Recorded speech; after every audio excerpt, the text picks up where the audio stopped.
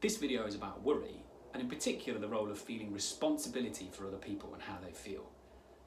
Often where this comes from, or where it will have its roots, is in your childhood. So for example, it's really common that if you ended up in a position of responsibility when you were young, perhaps a sibling or a parent was ill or upset a lot of the time, and you had to take a role of trying to fix things for people. Or maybe there were arguments a lot in the house and you were the kind of peacekeeper, if you like.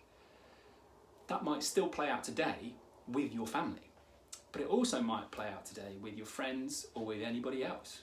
You might see somebody else suffering or upset and you feel like you've got to do something. While you know they're upset, you feel anxious until you know they're okay. You might even feel guilty. It's nothing to do with you, and yet you still feel guilty. It might play out really strongly if you've got kind of young people in your life, like children, for example. I see they're upset and I just feel responsible for that, and I feel like I have to fix it because of that. The worst thing about this is it comes from a really good place. You just want everybody to be okay.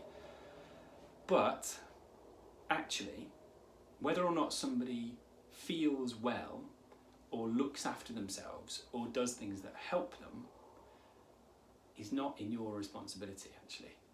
There are certain things that might be in your responsibility. So for example, if you're a parent, providing a safe house is an important thing. But the worst thing about having kids or friends or anybody else in your life is they've got free will. They've got free will and they can choose to look at things in a certain way. You also don't think about things in the same way as those people. You don't have the same mind. So the things that you might offer them to try and help might not actually help them. They might not be the right thing. You can't, for example, make somebody else go and get some help if they need specialist help that's outside of your ability to provide. And if they refuse, if you feel responsible for their well-being, you might try and fill that gap anyway. And you end up so tangled up in that person and wanting them to be okay that it's exhausting and draining to you, because you're kind of pouring a load of energy into something that actually you can't resolve. They've got a decent amount of responsibility there as well.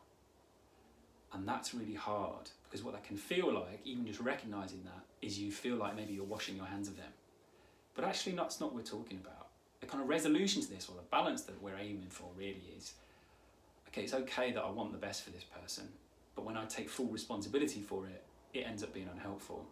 So how do I kind of allow them to have their responsibility too, and tolerate the fact that that might mean that they remain upset?